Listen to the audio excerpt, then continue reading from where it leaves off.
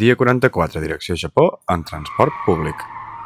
Ben d'hora al matí ens posem en marxa rumb a Meteora, on ens espera una caminada irrepetible, travessant un dels paisatges més singulars del viatge.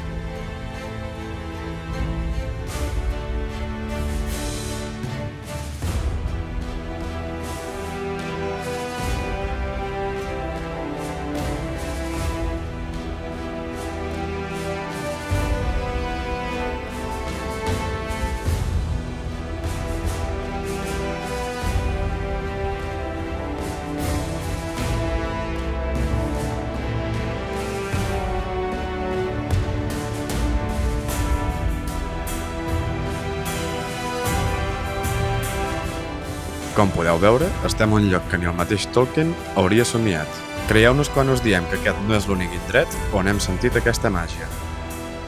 Si voleu veure els vídeos complets, passeu pel nostre canal de YouTube. Desvisats!